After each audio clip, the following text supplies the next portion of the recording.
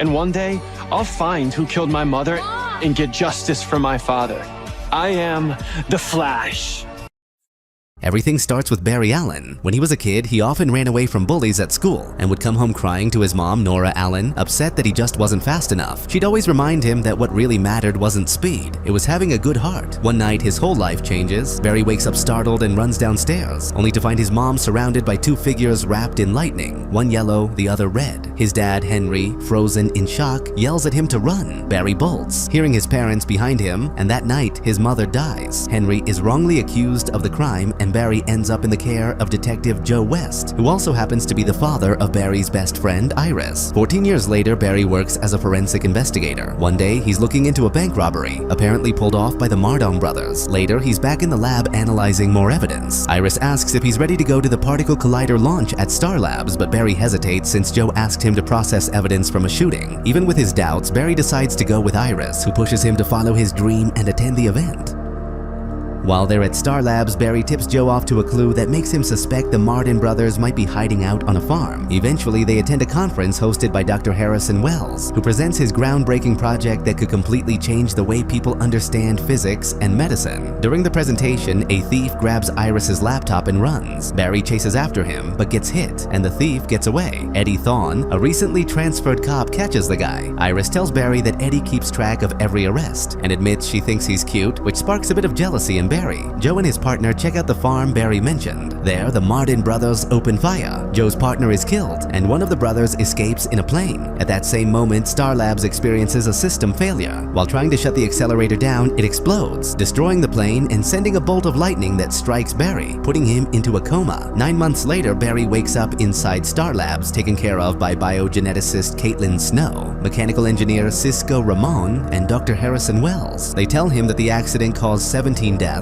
and that the released energy created the lightning bolt. Barry runs off to see Iris, who's shocked to see him awake.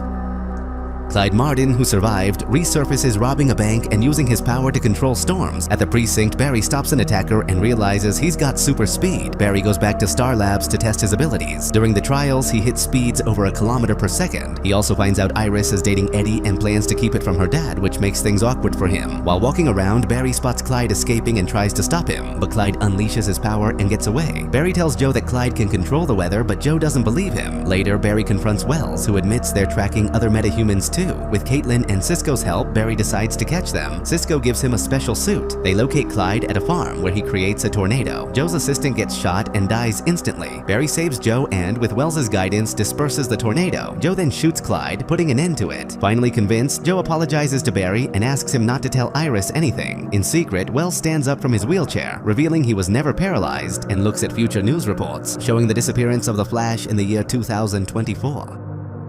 Barry rescues several people from a burning building, but Caitlin scolds him for acting without a proper plan. He insists that he only wants to help the city. Later, Joe asks for his help with a robbery at an armory. Although the cameras show a single thief, Barry notices multiple sets of fingerprints and different weapons being used. Iris reminds him about the party in honor of Dr. Simon. During the event, a group of criminals break in. Barry saves a guard, but collapses right after, which allows the thieves to escape. Iris finds him unconscious, though he quickly recovers. Joe tells him it's not his job to chase criminals and worries about the time he spends at Star Labs. Caitlin and Cisco discover that Barry passes out because he burns too much energy, and they suggest he changes his diet. Danton Black, a former colleague of Simon, turns out to be the one who stole the weapons, using his cloning powers. He confronts Barry, but the number of clones forces him to fall back. Wells explains that Black was fired by Simon, who had stolen his research, and that the explosion turned him into a meta-human. Joe encourages Barry to believe in himself again. Meanwhile, Iris, curious about the recent rescues, starts looking into the mysterious savior. The Star Labs team figures out that controlling clones drains energy from the original. When Black attacks Simon's company, Barry faces him. Black confesses that he only wanted to save his wife through his research.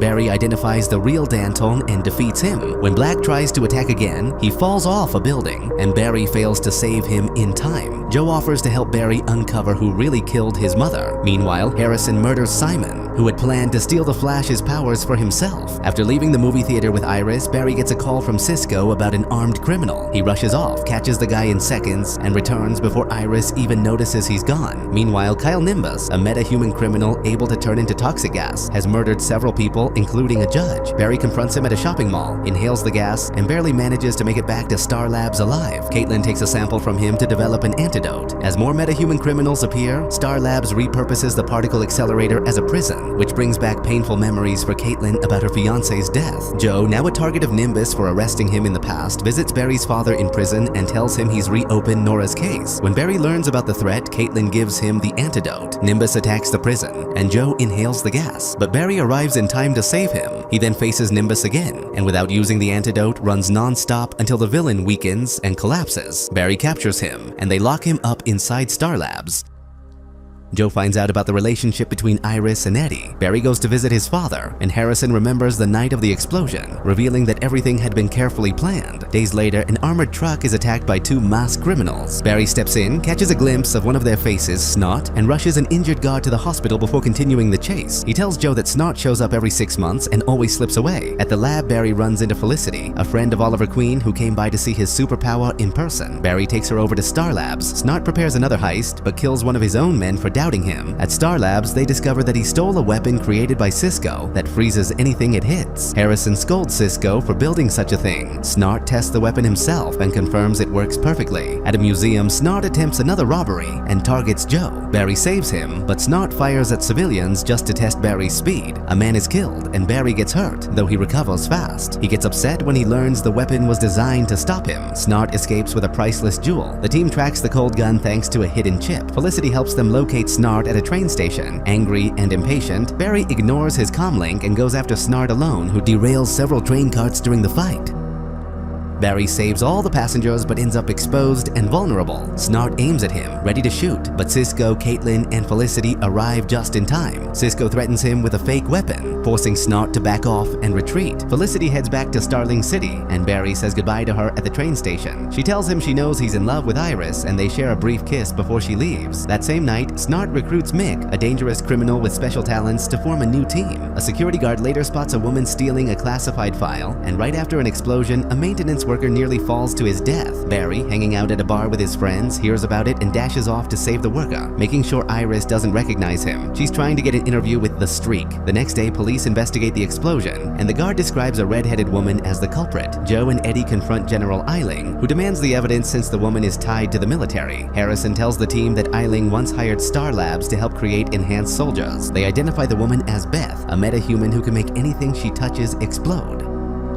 Barry finds her at the hospital where the military tries to capture her. Beth explains that after a lab accident, her body became unstable and explosive. Barry offers her a chance to join the team, but Caitlin warns it's too dangerous. Harrison, however, suggests Beth should take out Eiling. When she tries, Barry stops her just as Eiling shoots at her, and he manages to save her from a massive explosion. In the end, Eiling confronts Harrison, threatening to expose his secrets. Soon after, a new meta-human appears in Central City, Tony, a former school bully of Barry's who now has skin and muscles made of steel. During the explosion, he fell into a tank of molten iron after fighting his boss, and ever since, he's had superhuman strength. Barry can't beat him. Meanwhile, Joe keeps digging into Nora Allen's death and turns to Harrison for help. He suspects a metahuman might have killed her, even though it happened before the particle accelerator accident. Joe suggests someone with powers already existed back then, but Harrison dismisses the idea. Barry and Iris remain distant. Tony shows up at the cafe where Iris works, tries to impress her, and asks her to write about him instead of the Flash. Barry tracks down his hideout but gets defeated and badly injured. Caitlin and Cisco find him and help him recover. After analyzing Tony's body, they figure out that if Barry hits him while running at supersonic speed, he could take him down.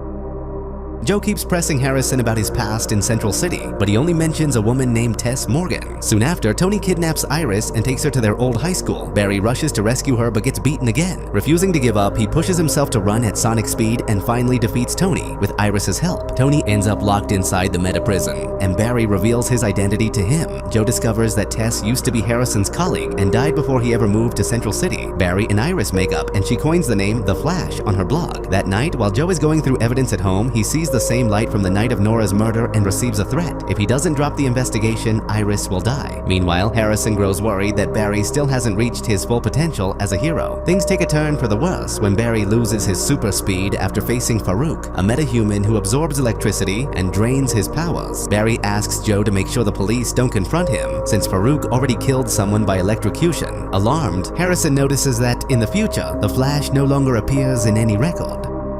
Farouk storms into Star Labs looking for Harrison, blaming him for his transformation, and breaks in using his electrical powers. At the same time, a criminal at the police station kills an officer and seriously injures Eddie. Without his speed, Barry feels helpless. The team discovers that his genes are still intact. He just needs to recharge his energy. Barry tries to reason with Farouk but gets struck down. Harrison releases Tony from his cell to fight Farouk, promising him freedom if he wins. Caitlin tries to restore Barry's powers with a shock of electricity, but it fails. Tony battles Farouk but is killed, deeply affecting Barry. Meanwhile, Iris shoots the criminal at the station, saving everyone else. Farouk tracks down the Star Labs team and nearly kills Harrison, but Barry regains his speed just in time and takes him out. Caitlin explains that Farouk absorbed more energy than his body could handle, and now Barry's cells are producing more power than ever. Harrison rethinks his view. Barry's attachments aren't a weakness, they're his greatest strength. In the end, Harrison sees that the Flash still exists in the future and takes a sample of Farouk's DNA to study how he managed to steal the Flash's powers. Roy Bigelow, a metahuman who spreads rage through eye contact, robs a bank. Barry stops a young woman under his influence from shooting someone else. The police track Roy down, and Barry confronts him, saving both the officers and Joe. With help from Oliver Queen, the Arrow, who's in Central City working on a case. Barry suggests they team up on both investigations, but Joe and Harrison don't trust Arrow's methods. During a fight with Roy, Barry gets affected by his power. At first, he seems fine, but soon he grows aggressive, almost attacking Eddie, who's starting to see the Flash as a danger. Arrow steps in and stops Barry after an intense fight. Harrison and Joe use a van rigged with special light emitters to neutralize Roy's powers, and he's locked away in the meta prison. The team finally learns Arrow's true identity, and their doubts fade, though Oliver remains suspicious of Harrison. Meanwhile, Caitlin still struggles with losing Ronnie, unaware that he's actually alive and has become a metahuman, the Man on Fire. Caitlin encounters Ronnie again, now known as Firestorm, but he doesn't speak to her. Later, in another lab, a robbery attempt occurs by a man in a yellow suit with super speed. Barry finds out, and Joe confides that he's already faced the same man. He broke into his house, threatened him, and stole every single piece of evidence from Nora Allen's case.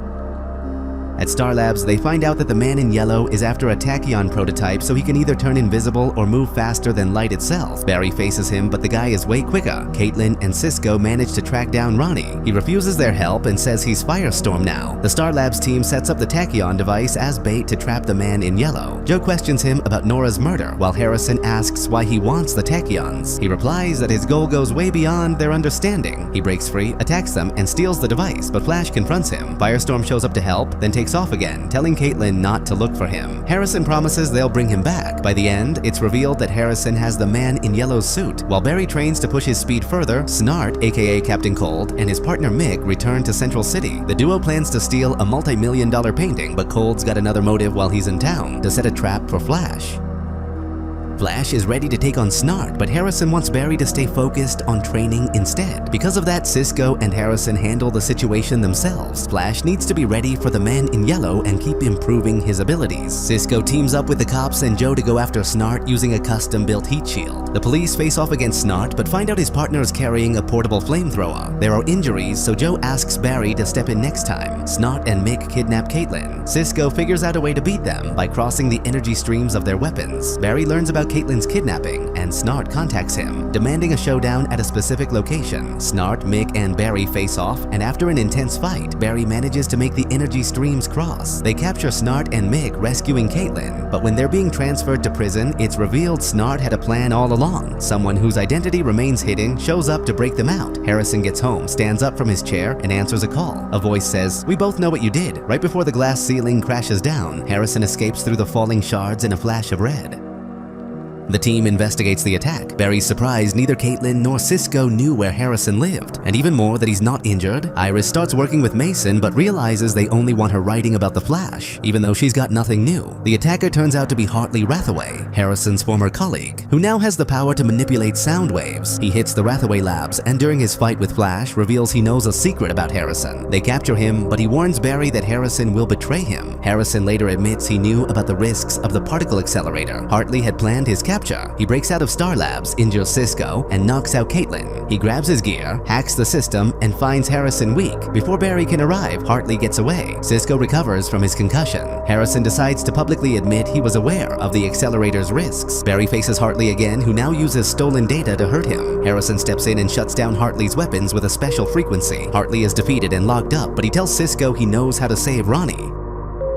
In secret, Harrison uses a tachyon device to maintain his speed, but it doesn't work. He admits it's only a temporary fix. The end is closing in. Shauna, a metahuman with teleportation powers, breaks her boyfriend Clay out of Iron Heights. Barry tries to stop her, but Clay shoots at him, barely grazing him. Barry and Caitlin hit up a bar that used to be a hangout spot for crooks, hoping to track the couple down. Caitlin suggests letting go of Ronnie and Iris, and the night ends with some karaoke. While Caitlin doesn't get too lucky, Barry meets Linda Park, a sports reporter, and asks her out. Cisco learns from Hartley that Ronnie fused with Professor Stein through dark matter. Hartley later escapes, and Cisco confesses that he locked Ronnie inside the particle accelerator before it exploded. He blames himself, thinking that if he hadn't waited those 2 minutes, Ronnie wouldn't be in that state. Caitlin comforts him, saying it's not his fault. The team figures out Shauna can only teleport to places she can see. Barry gets an alert that his dad's been attacked for helping the cops. As the Flash, he frees Julius to get info and tracks down Shauna and Clay. He catches up to them, blocks Shauna's line of sight, and stops her from escaping. Clay abandons her, and Barry arrests her, bringing her to Star Labs.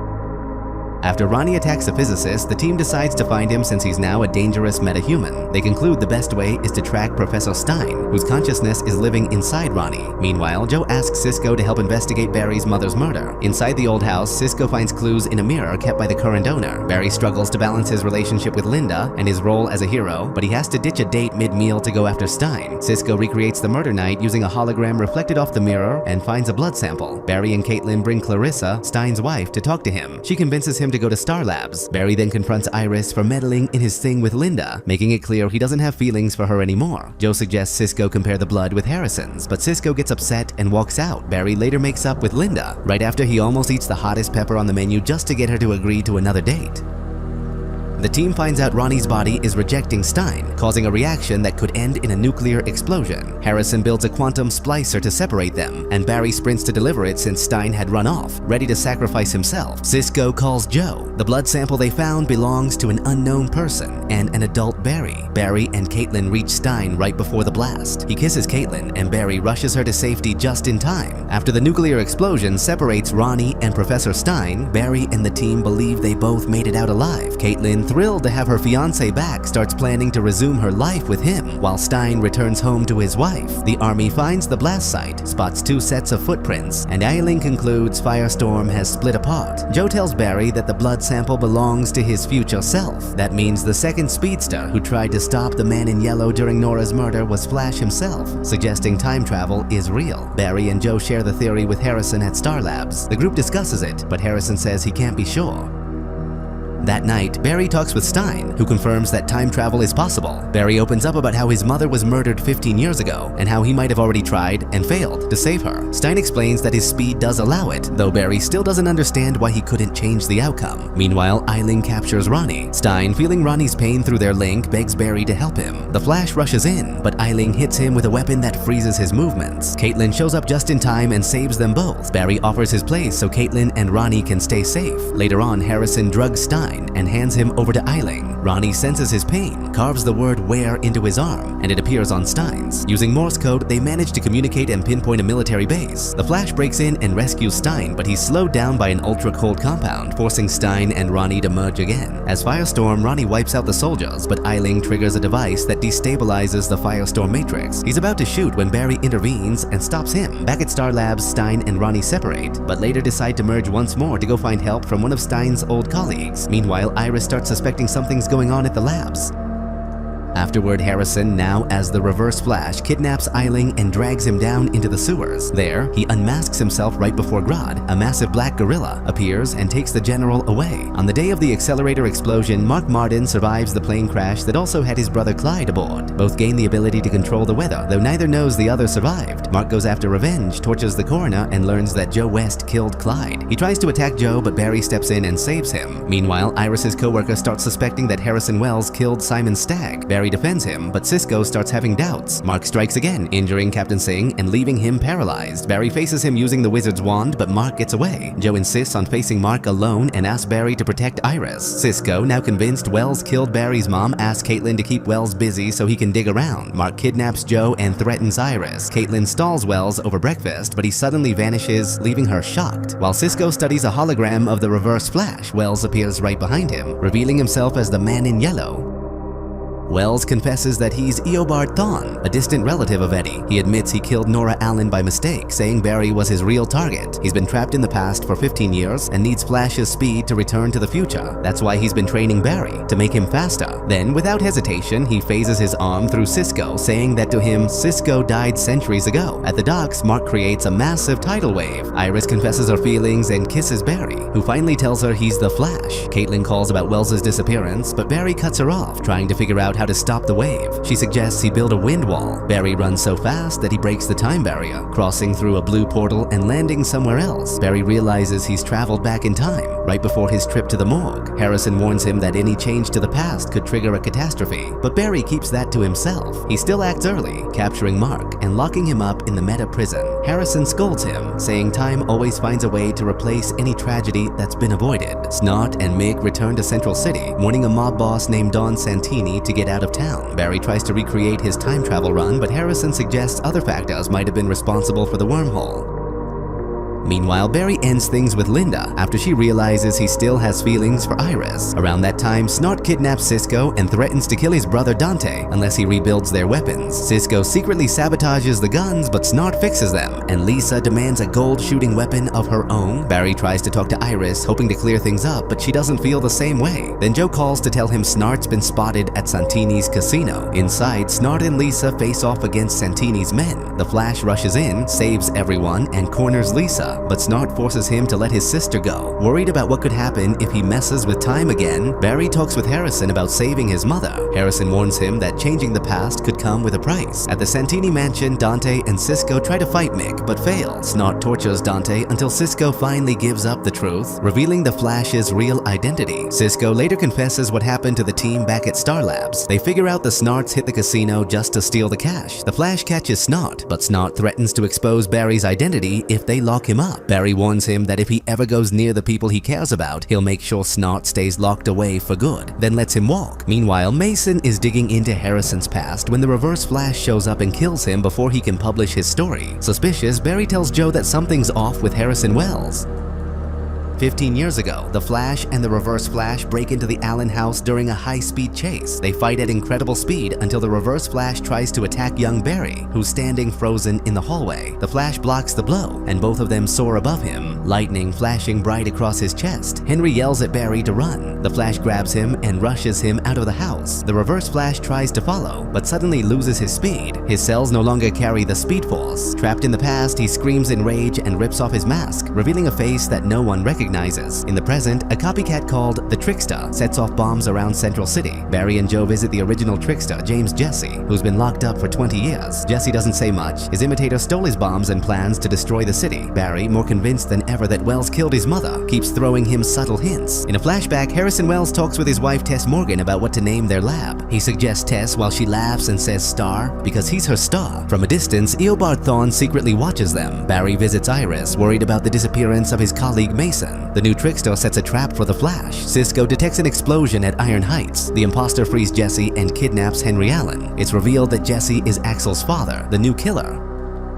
In another flashback, Harrison and Tess have a car accident. She dies instantly, and he's left injured. Eobard approaches and tells him that woman died centuries ago. James and Axel, dressed as waiters, poison the guests at the mayor's event with trimethylene, demanding money for the antidote. The Flash shows up, but they strap a bomb on him that'll explode if his speed drops below 967 kilometers per hour. He keeps running non-stop while Wells teaches him how to vibrate his molecules to pass through solid objects. Barry phases through the bomb, saves everyone with the antidote, captures the Tricksters, and rescues his father, tied beneath sharp knives. He removes his mask and reveals who he is. In another memory, Eobard Thawne appears before Wells and explains that in the year 2027, he and Tess will launch a particle accelerator that will help him return to the future. Then he kills Wells, connects a tube between them, steals his identity, and accelerates the project. When the police arrive, they only find Thawne, already posing as Harrison Wells. In the present, Barry reveals his identity to Eddie. Joe asks him to keep Iris away from the Mason case. Eddie lies, saying Mason moved to Brazil. Barry grows more suspicious, convinced that Wells is the Reverse Flash since he described perfectly how it feels to be the Flash. A woman named Lindsay dies after being attacked by a swarm of bees that invade her car. At Star Labs, the team investigates, suspecting a metahuman. Felicity arrives from Starling City with her boyfriend Ray Palmer, also known as Adam, who needs help repairing his suit. A comment from Ray triggers a repressed memory in Cisco about the Reverse Flash. Then Flash is attacked by bees and faints, but Wells revives him using the defibrillator in his suit. Barry, Felicity, and Ray have dinner with Iris and Eddie, unaware that a robotic bee remained inside the lab. Barry tells Felicity he suspects Harrison is the Reverse Flash. Meanwhile, Iris and Eddie argue. A bee goes after Cisco, Caitlin, and Wells, but Flash stops it just in time. They discover it's a drone controlled by Bree Larvin. Since all the victims worked at Mercury Labs, they visit Dr. Tina McGee. She explains that Bree created the bees for agricultural purposes but was fired after militarizing them. She refuses any protection. A new swarm heads straight for Mercury Labs. Since Barry's defibrillator is no longer working, Ray steps in and lures the bees out toward the ocean. The Flash goes after Bree, but another hive ambushes him. Felicity traces the signal and shuts it down, letting them catch her in time. One of the bees stings Cisco and he nearly dies, but the Flash brings him back by using his vibrations. Tina, regretful, tells Barry that Wells changed completely after Tessa's death, like he became a whole different man. Barry then reveals to Cisco and Caitlin that Wells is actually the Reverse Flash. Caitlin hesitates, but Cisco starts believing it. Those dreams where Wells kills him suddenly feel too real. Joe and Cisco head to Starling City to investigate Harrison Wells. Meanwhile, a woman accused of stealing safety deposit boxes claims she's innocent. Barry suspects a metahuman since she's got no criminal record. They soon discover a guy selling stolen jewelry. The Flash tries to stop him, but the suspect keeps changing forms and escapes. Back at Star Labs, the team figures out the shapeshifter could copy the Flash and maybe even absorb his speed. His name is Hannibal Bates. In Starling City, Joe and Cisco meet up with Detective Quentin Lance and ask to visit the site of Wells's car crash. Laura Lance shows up, says she knows Barry, and casually reveals that he's the Flash and that Oliver is Arrow. Cisco can't believe it until she identifies herself as Black Canary and asks for help tuning her sister Sarah's sonic device. Caitlin visits Wells's house, but Barry stops her before she can say anything. Later, Barry and Eddie go question Hannibal's grandmother, who tricks them and runs. Barry chases her down without his suit to keep his identity secret. During the chase, Hannibal morphs into Eddie and kills two cops. Eddie gets arrested, but Barry manages to present evidence proving his innocence, even though a video still shows him committing the crime. Meanwhile, Joe and Cisco examine the crash site and find tachyons, solid proof of time travel, along with a buried body. Hannibal attacks Barry while disguised as Eddie, knocks him out, and takes his appearance. Caitlin, unaware of it, talks with him and mentions a plan to catch the shapeshifter. They head to Star Labs, and he kisses her. Iris finds proof to clear Eddie's name. He's right-handed, but in the footage, the shooter uses his left. Wells grows suspicious when the Barry he sees tries to shoot Iris using his left hand and stops him. During the transfer, Hannibal escapes again by turning into a little girl. The Flash catches him at the airport. The new footage helps release Eddie, who then admits to Iris that he's been working with the Flash. Later, Cisco, Barry, and Joe show Caitlin the body of the real Harrison Wells, revealing they've been working with an imposter this whole time. At Star Labs, Cisco builds a 3D model to recreate the particle accelerator explosion. They scan beyond the known structure and pipe system and find a hidden, unknown space that shouldn't exist. When they investigate, they discover a secret vault containing the Reverse Flash's suit, confirming that Wells is him. They also find a news article from the future announcing that the Flash will vanish in 2024. Inside the vault, the team learns that the Flash disappears in a battle against the Reverse Flash. They also see that Barry becomes the director of the police department, creates Gideon, the AI system they're now speaking to, and eventually marries Iris before vanishing. They uncover that Wells traveled through time to kill young Barry and stop him from ever becoming the Flash, but when he failed, he murdered Nora Allen in a fit of rage. Eddie asks Joe for permission to marry Iris, but Joe flat out refuses. Eddie tells him he's gonna do it anyway, that he just wanted his blessing. Barry then tells Joe, Eddie, Caitlin, and Cisco that he already traveled through time a few weeks back when that massive tsunami threatened the city. He believes Cisco's dreams are really suppressed memories from the moment Wells killed him, a moment that got erased when the timeline shifted. Barry suggests diving into Cisco's subconscious to pull out a confession that could help clear Henry's name. With a special pair of glasses, they induce Cisco into a lucid dream. He describes everything he sees and relives the scene where Wells murders him. They finally uncover that Wells's real name is Eobard Thawne, and that his real target was Barry, not Nora. Cisco wakes up screaming. Later that night, Wells calls Barry. A fire has broken out in the same building where Captain Singh's fiancée works. Barry rushes over as the Flash, but the flames explode before he can stop them. In an office with no sprinklers, he spins his arms at high speed, creating a vacuum that puts out the fire and saves everyone. Afterward, he meets with Eddie and Joe to plan a trap for Wells using Cisco and a hologram. Joe finally admits to Barry that he turned Eddie down because he knows Iris is still in love with him. Wells shows up at Star Labs after picking up an energy reading. Caitlin tells him Cisco's down in the bunker checking out some field distortions. Wells walks in, no wheelchair, and confronts Cisco. The conversation mirrors their last one, but this time things go differently. The field fails and Wells lunges at him. Joe fires his gun. Barry catches 2 bullets, but the third one hits. The Wells who falls shifts form and turns into Hannibal Bates, the shapeshifter. The real Wells' voice echoes from somewhere else, saying he's always one step ahead and that a confession won't save them. They already know who he is and what he can do.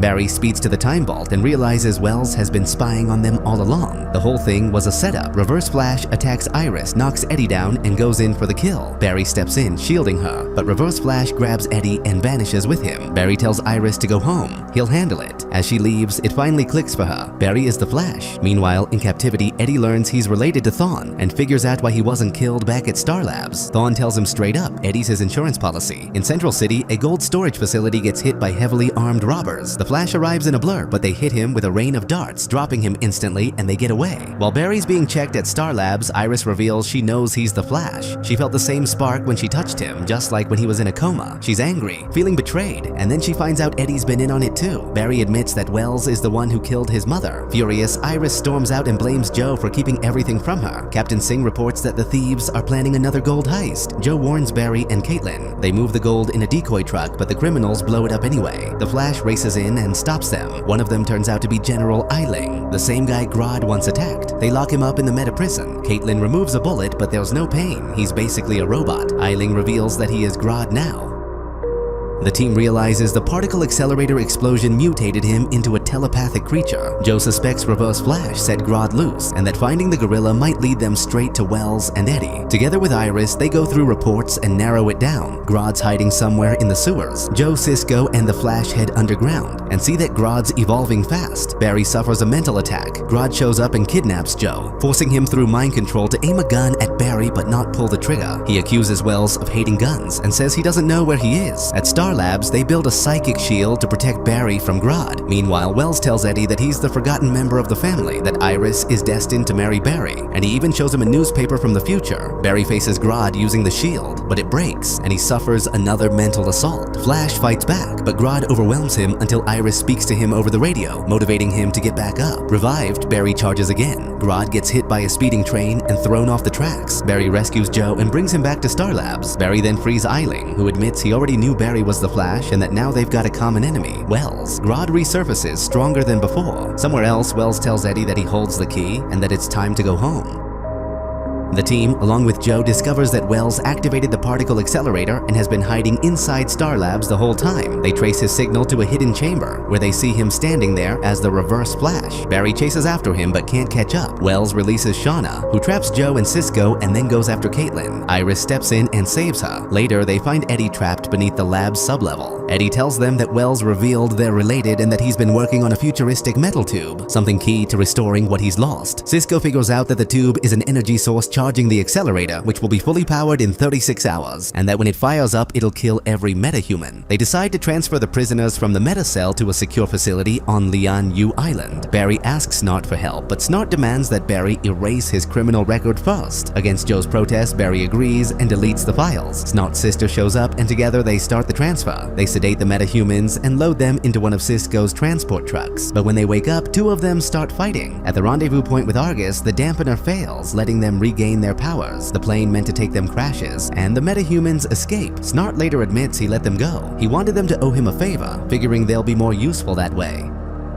Barry blames himself for what happened, but Joe reminds him that all he ever wanted was to protect them from Wells. Then Cisco alerts them that the accelerator is running again. Barry suits up and goes out to face Wells. Firestorm and Arrow show up, and together they take on Reverse Flash, managing to capture him. Eobard finally tells Barry the truth. He's from 136 years in the future, and he killed Nora because of his hatred for him. He says he wanted to kill young Barry, but the adult Barry traveled back and saved his younger self, so Eobard murdered Nora instead, hoping the trauma would stop Barry from ever becoming the Flash. When he tried to return to his time, he lost the power to travel through time and got trapped here. Now he needs Barry to create a wormhole so he can go back. He promises that if Barry helps him, he'll be able to save his mother and keep his father out of prison. Professor Stein explains to the team and to Joe that they're living in an altered universe. When Eobard killed Nora and got stuck in that era, he changed the timeline's course. The same thing would happen if Barry went back and saved his mother. The entire timeline would shift again. Even so, Joe tells Barry he should still try. Meanwhile, Ronnie decides to stay with Caitlin and tells her he wants to marry her. Barry's father, however, refuses to support the idea of his son going back to the past.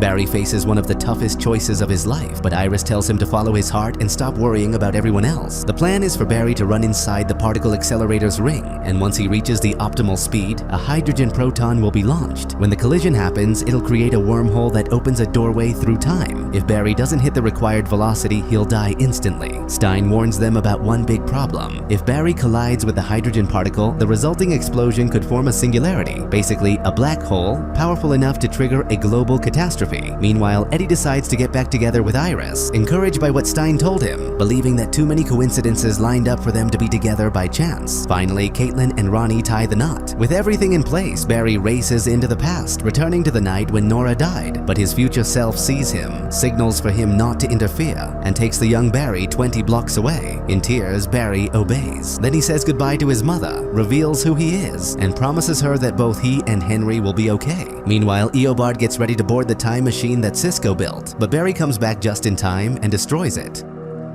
Stein shouts the order to seal the wormhole, and Barry faces off against Eobard. Eobard threatens to kill everyone, but Eddie shoots himself, causing Eobard to vanish. Since Eddie was his direct ancestor, that act creates a paradox. By ending his own bloodline, Eobard is never born, and the timeline he created by killing Nora Allen simply ceases to exist. But a new disaster unfolds. A singularity forms and begins devouring everything, growing larger and stronger with every passing second. It keeps feeding even after the Earth itself starts collapsing. Barry runs straight toward it, trying to neutralize it, dodging debris, spinning violently in the opposite direction with the same rotation. And that's how the first season comes to an end. This video is powered by the elite members of Full Movie Recaps, the ones who keep this channel running and get access to everything before the rest of the world. As an elite, you don't wait, you don't deal with ads. You watch recaps of movies still in theaters, sometimes even before they release in your country. You get to request the recap you want, unlock a private library of exclusive videos, and most importantly, see your name in the credits as one of the real supporters who make this possible. Most viewers are always behind, but elite members are ahead of everyone. Hit join now and step into the elite. Affairs. I want to thank those Democrats because many of them voted for us. The vote was a totally lopsided 332 to 95 to 1. 332 to 95. Think of it, we have the strongest economy in history, the lowest unemployment numbers ever, and they want to try and impeach. It's a disgrace. It's a disgrace. All right, Scott, what did you think of all that? Well, I thought the entire rally was another work of art by the president. He does rallies better than, again, probably anybody ever has, maybe anybody ever will. And I think that he's using the squad and especially the impeachment talk to great advantage. I mean, there couldn't be a better situation than having us discuss about whether he should be impeached for basically nothing. Yeah. Even Pelosi can't get on that bus. She's trying as hard as she can to slow things down. So the president has managed to divide the Democrats with one risky tweet. I think probably 85 to 90% of the world would have said, maybe you shouldn't send that tweet. Maybe pull it back, be a little less dangerous or provocative. But his instincts, once again, proved that he knows how to He knows how to move the needle. He knows how to move people's minds. He knows how to just cause complete consternation in the Democrats. So it's possible, it's too early to say this, but it's possible he ended the 2020 election with one tweet. Wow. We won't know for a while, but I think it was that effective, but we won't know for a while. Yeah, well, he certainly is pinning what these four particular women stand for, which are very extreme ideas and ideas that the vast majority of this country probably thinks are crazy, on the Democrat Party. So, to your point, maybe he did, in a way, possibly end the election and in a win for himself with this tweet. But that's right. People can say what they want about him, but I've seen time and time again, when it comes to this particular man, oftentimes his instincts are so much better than anyone else's. I remember numerous times during the campaign in 2016 when he was adamant about something, and everybody who he asked, including me, would tell him something different. You have to do this, you have to do this. And he would say, no, I know what I'm going to do. And it would be something that we all were like, oh my gosh, are you crazy? And it always worked out. He was always right. And had he listened to any of us, it wouldn't have worked out quite so well for him. So he does have incredible instincts, and we will have to see how this all plays out. But I think it is very interesting how one man can just usurp all of the energy and all of the media attention and everything. He is a master at this entire, being president, but really the way that he's able to direct the media is, I think, unprecedented. Yeah, and the funniest thing about it is that one of the criticisms he's been getting for years is that he's thin-skinned and he's bothered by criticism. But his superpower is that it's the opposite. Yeah. It's very clear that he's willing to walk into this gigantic nest of criticism that he knows he's going into. Yep. He does it intentionally because it puts the energy where he wants it. And I've probably never seen anybody who could handle criticism at the level that he handles it, and it just seems to wash right off. He just doesn't care. Yeah, he's amazing. So, Scott, it seems like the Democrats can't make up their mind when it comes to Nancy Pelosi. We had 1 week where she was exiled from the squad because she had gone against something that they said. They had thrown her out. Then all of a sudden, with one tweet, the president brings them back together, and the Democrats are all a party together with these very radical, very far-left ideas now based around the squad. What are your thoughts about the way this all played out? Well, I love the fact that they have to know that there's a puppet master who's controlling their inner fights and their non-inner fights. And so that must be making them crazy. But the fact that the president can so easily divide them, all he has to do is take a side with either side, and the other has to go against him.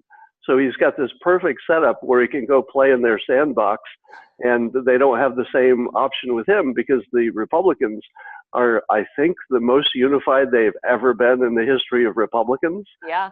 I'll need a fact check on that, but I think it's true. So he's invulnerable for the same attack because the Republicans are pretty much in line.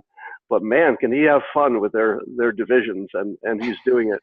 And I always say this about him. I don't think everybody understands the power of the show. And that's what I call it. So he's blended his entertainment skills with politics, with business, with all the other stuff he has. And he can put on a show like nobody can put on a show. And they just can't match that. Yep. Oh, well, there will never be another one like him. There's never been one before him. There will never be another one like him. But he certainly is a master. And in this case, it seems like he's a puppet master of sorts. Yes. Well, I think it'll become very clear as time goes on and as we see all of this play out within the Democrat Party, exactly who will lead the pack there, how they're going to try and bring back their image, because their image now, thanks to the president, is right alongside these four congresswomen. So we have a lot. There's no lack to talk about these days, Scott. And as always, we really appreciate you being here with us and giving us your thoughts. Thank you so much for having me. As the American people reject race politics more and more, President Trump will continue to call out anyone, regardless of race, color, or creed, when they express hatred for America and support for socialism. That's the real news for today. I'm Laura Trump from Studio 45 at Trump Tower in New York City. Thanks for joining us, everybody.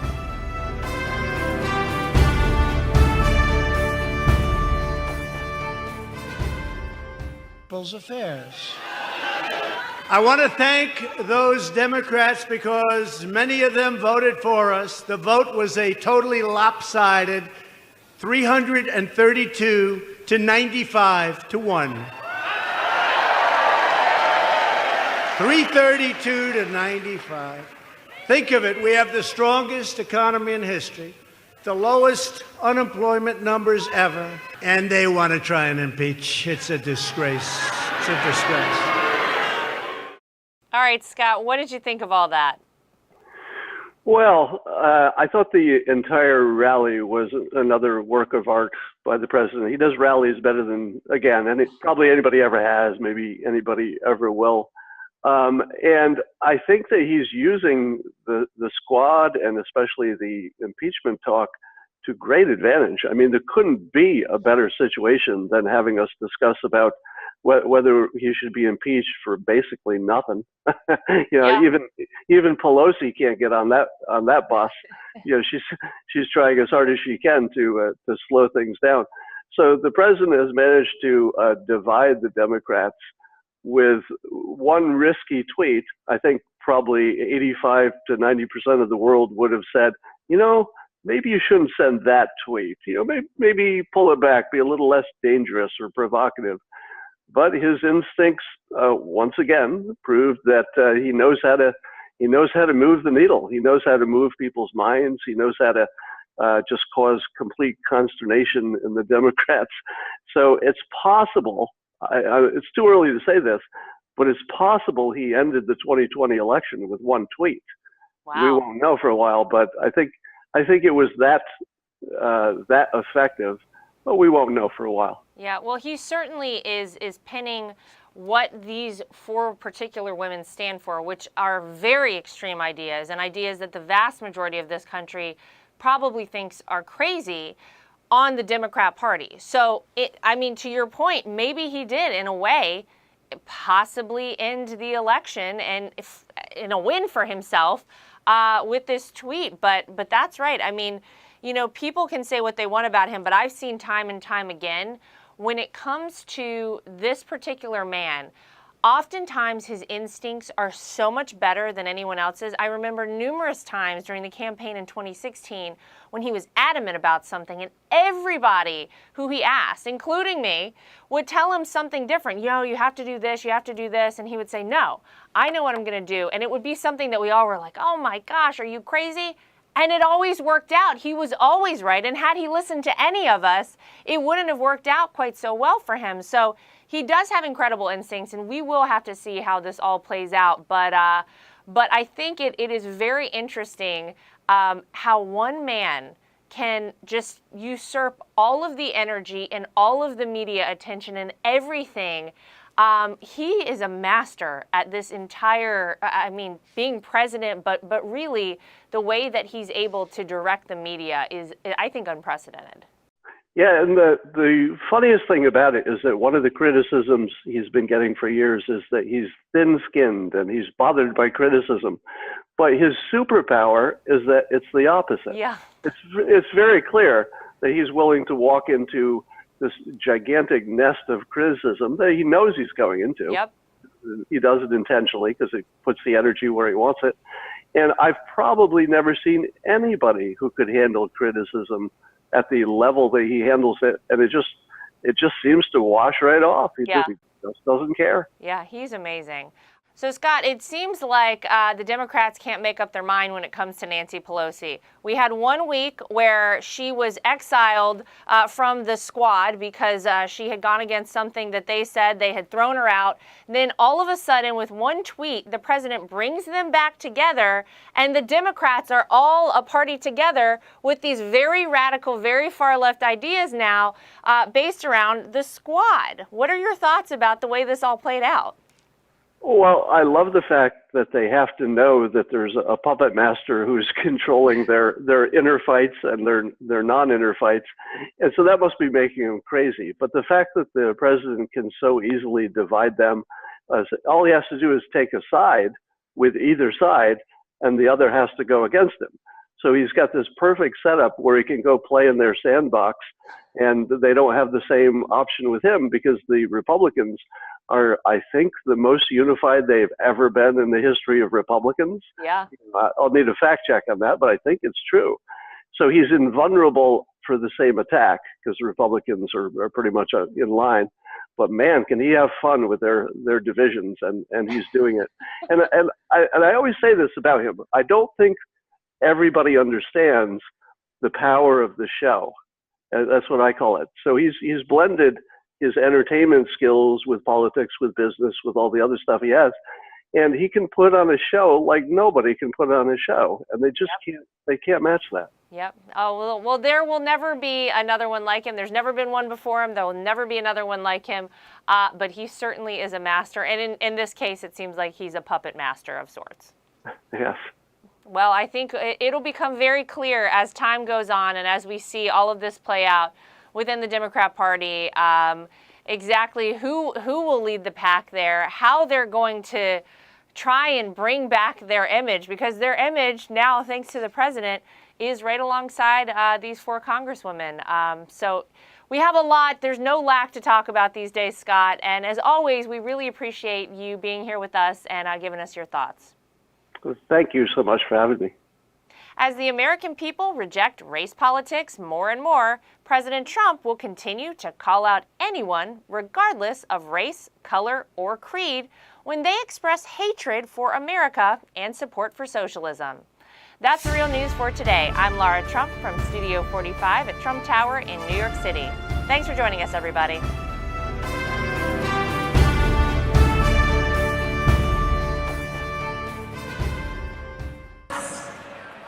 Bắt đầu hiệp thi đấu thứ hai, các cầu thủ Orlando Magic vẫn chưa có bất kỳ điểm số nào.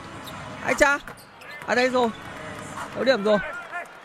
Thực sự là rất cần cú ném 3 điểm vừa rồi. Thậm chí có một vài cầu thủ chúng ta rất ít khi chúng ta thấy được cú ném 3 điểm thành công. Plowden ném 3 điểm mà Chuyết Young tranh thủ khoe luôn trước đầu Richard Mille. Chạm tay của Plowden vẫn còn bóng. Da Silva. Và cú ném 3 điểm lần này đã có dành cho Magic rồi. Cắt sân khéo, Cole Anthony đưa bóng cho Isaac. Harris tiếp tục là thành công 3 điểm, rút ngắn khoảng cách xuống còn là con số 4 mà thôi. Gary Harris tiếng chạy xiết. Tiếng behind the back đẩy bóng xuống. Và có điểm dành cho Toppin. Chuyển một vài tình huống vừa qua khá là phiêu lưu của Anthony đấy chứ. Có thể là có chút đẹp. Tình huống ném 3 điểm. Tristan Da Silva. Tình huống thủ tốt tới từ Hawks. Đây là phản công, đường truyền dài cho Toppin. Lại là có điểm luôn. 5 điểm liên tiếp tới từ Jacob Toppin. Matthew đang chạy, có thể ném nhưng quyết định truyền vào, nhưng tình huống truyền đó là quá non, quá yếu. Và cũng có thể là Orlando Magic tay quá dài. Bằng cách đó thì vẫn có tình huống rổ dành cho Jonathan Isaac. Ai đó xem cái rổ nó có méo một chút đi không? Không thể tin nổi, quả đấy lại xịt vào đây. Là ai nếu trả ngược lại. Bật chế độ bay lên. Bay cao bay xa đúng với cái tên Dominic Barlow. Và có 8 điểm dành cho Dominic Barlow. Tỷ lệ ghi điểm của cả hai đội là cực kỳ tốt. Da Silva giữ vào và lắc hay này, fade away này, wow. Cú ném, Garrison and one. Một tình huống có thể có 4 điểm dành cho Matthews. Rõ ràng chúng ta đã được xem một thứ bóng rổ rất là vui tươi, rất là hào hứng tới từ cả hai đội. Và chúng ta sẽ đến với hiệp thi đấu thứ 3. Trận đấu nhìn rất giống phủi tới từ Atlanta Hawks với cả Orlando Magic. Một pha block dành cho Anthony Black. Cú ném 3 điểm thành công cho Black, đối thủ hay, vừa công tốt. Chơi bóng rổ khá là chill, khá là nhẹ nhàng, không kèm quá rát. Và từ ném tới từ Wallace và đã có điểm rồi. Điểm số đầu tiên của Hawks ở trong hiệp thi đấu thứ 3 này.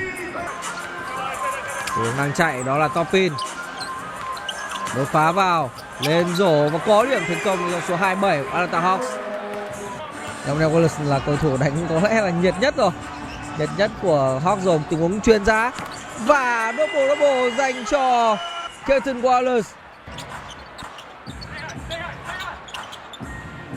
Tình huống ném 3 điểm thành công dành cho Houston. 58-73. Tình huống đột phá vào.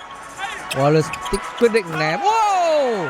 Talisman bay cao bay xa và ép cho Orlando Magic phải gọi cái hội ý rồi.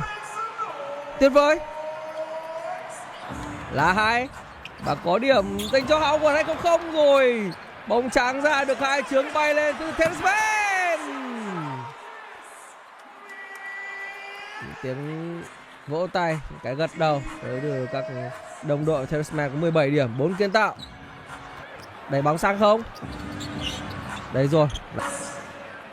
Bắt đầu hiệp thi đấu thứ 2, các cầu thủ Orlando Magic vẫn chưa có bất kỳ điểm số nào. Ai cha? À đây rồi. Có điểm rồi. Thực sự là rất cần cú ném 3 điểm vừa rồi. Thậm chí có một vài cầu thủ chúng ta rất ít khi chúng ta thấy được. Và cú ném 3 điểm thành công. Plowden ném 3 điểm mà Chuyết Young tranh thủ khoe luôn trước đầu Richard Mai. Chạm tay của Plowden vẫn còn bóng. Da Silva. Và cú ném 3 điểm lần này đã có dành cho Magic rồi. Cắt sân khéo, Cole Anthony đưa bóng cho Isaac. Harris tiếp tục là thành công 3 điểm, rút ngắn khoảng cách xuống còn là con số 4 mà thôi. Gary Harris tiếng chạy xiết. Tiếng behind the back đẩy bóng xuống. Và có điểm dành cho Topin. Tiếng chuyển một vài tình huống vừa qua khá là phiêu lưu của Anthony đấy chứ. Có thể là có chút đẹp. Tình huống ném 3 điểm. Tristan Da Silva. Tình huống thủ tốt tới từ Hawks. Đây là phản công, đường truyền dài cho Topin. Lại là có điểm luôn. 5 điểm liên tiếp tới từ Jacob Topin. Matthew đang chạy, có thể ném nhưng quyết định truyền vào, nhưng tình huống truyền đó là quá non, quá yếu. Và cũng có thể là Orlando Magic tay quá dài. Bằng cách đó thì vẫn có tình huống rổ dành cho Jonathan Isaac. Ai đó xem cái rổ nó có méo một chút đi không? Không thể tin nổi, quả đấy lại xịt vào đây. Là ai đấy cũng trả ngược lại. Bật chế độ bay lên. Bay cao bay xa đúng với cái tên Dominic Barlow. Và có 8 điểm dành cho Dominic Barlow. Tỷ lệ ghi điểm của cả hai đội là cực kỳ tốt. Da Silva giữ vào và lắc hay này, fade away này, wow. Cú ném, Garrison and one. Một tình huống có thể có 4 điểm dành cho Matthews. Rõ ràng chúng ta được xem một thứ bóng rổ rất là vui tươi, rất là hào hứng tới từ cả hai đội. Và chúng ta sẽ đến với hiệp thi đấu thứ 3, trận đấu nhìn rất giống phủi tới từ Atlanta Hawks với cả Orlando Magic. Một pha block dành cho Anthony Black. Và cú ném 3 điểm thành công cho Black, vừa thủ hay, vừa công tốt. Chơi bóng rổ khá là chill, khá là nhẹ nhàng, không kèm quá rát. Và từ ném tới từ Wallace và đã có điểm rồi. Điểm số đầu tiên của Hawks ở trong hiệp thi đấu thứ 3 này. Hướng đang chạy đó là Topin. Đột phá vào, lên rổ và có điểm thành công cho số 27 của Atlanta Hawks. Damian Wallace là cầu thủ đánh có lẽ là nhiệt nhất rồi. Nhiệt nhất của Hawks rồi. Tình huống chuyền ra và double dành cho Keaton Wallace. Tình huống ném 3 điểm thành công dành cho Houston. 58-73. Tình huống đột phá vào. Wallace quyết định ném. Wow! Talisman bay cao bay xa và ép cho Orlando Magic phải gọi cái hội ý rồi. Tuyệt vời. Là 2. Và có điểm dành cho Howard hay không rồi. Bóng trắng ra được 2 chướng bay lên từ Tensman. Tiếng vỗ tay, cái gật đầu tới từ các đồng đội. Tensman có 17 điểm, 4 kiến tạo. Đẩy bóng sang không? Đấy rồi.